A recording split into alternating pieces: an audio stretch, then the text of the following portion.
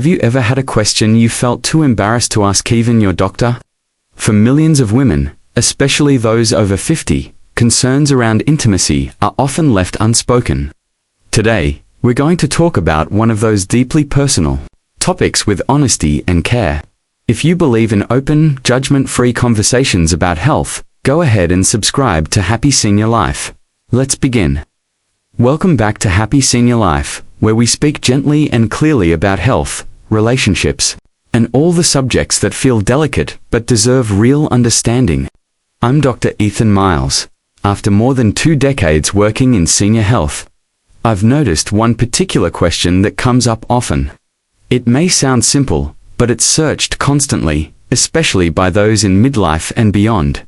During intimacy, is it okay to swallow semen? It might feel awkward to bring up, but many women have faced this question for years, in silence, too embarrassed to talk about it, even with their spouse. Some do it to keep the peace, believing it's a small sacrifice. Others fear their partner will feel rejected if they say no. But is it truly necessary? Are there any risks? And, more importantly, should a woman ever feel obligated to do something she doesn't genuinely want to? If what I'm about to share resonates with you, leave a comment that says, "I understand." And if you have a different view, I warmly welcome your respectful thoughts. Let's begin by looking at the facts, before we address the emotions. One of the most frequently asked but rarely spoken questions is it safe to swallow semen? It may seem unusual, but it comes up in consultations more often than you might think. The concern usually carries a quiet shame with it, even though it shouldn't. Some women admit they do it only to satisfy their partner. Others feel deeply uncomfortable but are too afraid to speak up. What they really want to know is it harmful? Should I be doing this? And am I crossing my own boundaries without realizing it? Semen, the fluid released during male orgasm, is more than just sperm. In fact, sperm makes up only about 5 to 10%. The rest is made up of water, fructose, proteins, vitamin C, zinc, enzymes, and hormones. It's a natural bodily fluid, not toxic, but also not some magical health booster, as rumors might suggest. Its composition can also change depending on a man's diet, health, and lifestyle. Here's a crucial point, often overlooked. Not everyone is free of infections. Sexually transmitted infections like HIV, HPV, gonorrhea, and syphilis can all be present in semen, even when there are no visible symptoms. A woman once shared with me that after decades of being monogamous with her husband, she was diagnosed with HPV. She later learned he had been unfaithful. The deepest pain wasn't the diagnosis, it was the betrayal and the isolation that followed. So while swallowing semen isn't always dangerous, it's never entirely risk-free unless both partners are aware of and honest about their health status. Another common misconception is that swallowing semen can lead to pregnancy. It can't. When sperm is swallowed, it enters the digestive system, where stomach acid destroys it completely. Pregnancy requires sperm to enter the vagina and reach an egg during ovulation. Swallowing does not cause pregnancy, period. But what about those persistent claims that semen is nutritious or even beneficial to health? Some say it gives clearer skin, improves sleep, fights depression, and even helps with aging. While semen does contain oxytocin and serotonin hormones associated with relaxation, the amount is too small for the body to absorb in a meaningful way. I often explain it like this. It's similar to the broth left over from boiling vegetables. Yes, there are nutrients, but not enough to replace a full, nourishing meal. The issue, ultimately, isn't just about safety or nutrition. It's about how it makes a woman feel. I've met many women who were in physically healthy relationships, but felt deeply sad or ashamed after being pressured into acts they didn't want. One woman told me, "My husband says he loves me, but he gets upset if I don't." Another quietly said, "Afterward, I just feel cheap." These situations are no longer about physical health, they're about emotional well-being and personal dignity. If a woman chooses to do this out of love and complete comfort, that's entirely her choice. But if she's doing it out of fear, pressure, or a desire to avoid conflict, then something vital is being sacrificed. Her emotional health and her self-respect. We should never feel ashamed of our bodies or our intimate lives, but we must know how to protect ourselves physically, mentally, and emotionally. Health is not just the absence of disease, it's the presence of peace, understanding, and the freedom to live authentically. Now let's address some of the most common rumors. Is semen really a superfood? There's a lot of confusion around this. People believe it can brighten your skin, ease depression, or even extend your life.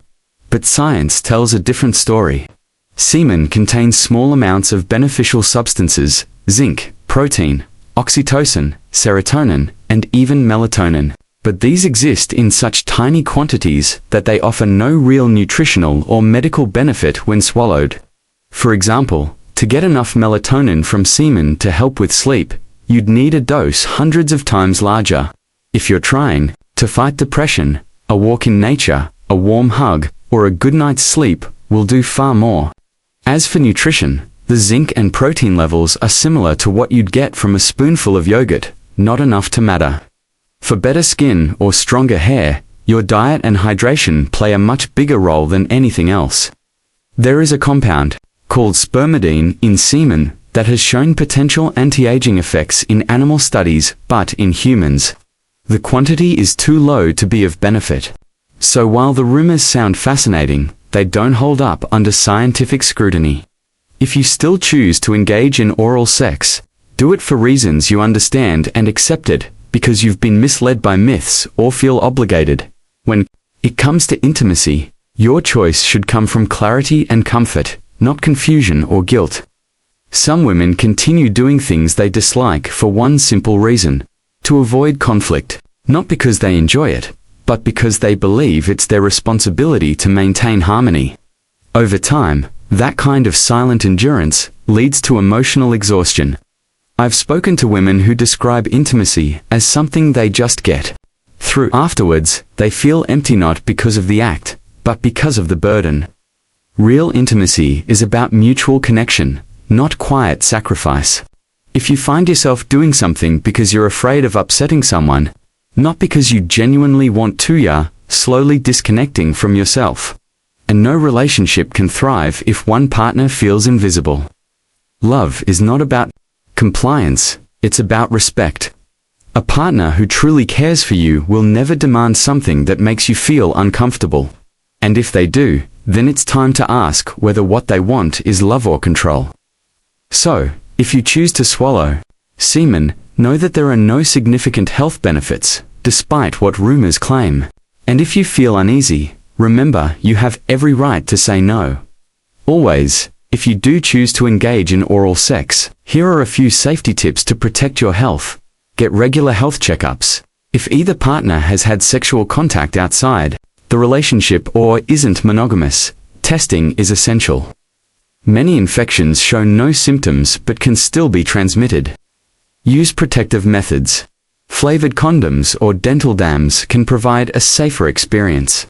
These reduce the risk of disease and can also help you feel more at ease. Care for your mouth afterward. Rinse gently with salt water. Avoid brushing immediately or using strong mouthwash, as this can irritate your mouth and increase the risk of infection. Know and maintain your boundaries. No matter how long you've been with someone, you always have the right to say no. Setting boundaries doesn't mean you're being difficult, it means you're honoring yourself. Intimacy should never come at the cost of emotional peace. When it's mutual and joyful, it strengthens relationships. When it's forced or done out of fear, it damages more than just the moment, it chips away at your sense of self. Thank you for staying with me through this deeply personal conversation.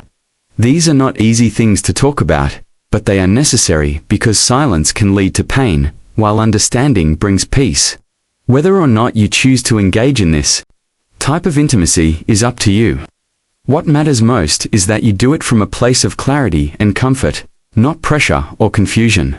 At this stage in life, you don't have to endure anything to prove your love. You deserve respect, safety, and emotional well-being. Always. If this message spoke to you, Feel free to share your thoughts in the comments. And if you believe others could benefit from conversations like this, subscribe to Filderly Wisdom channel. Let's keep learning together openly, kindly, and without shame. Wishing you good health and peace of mind.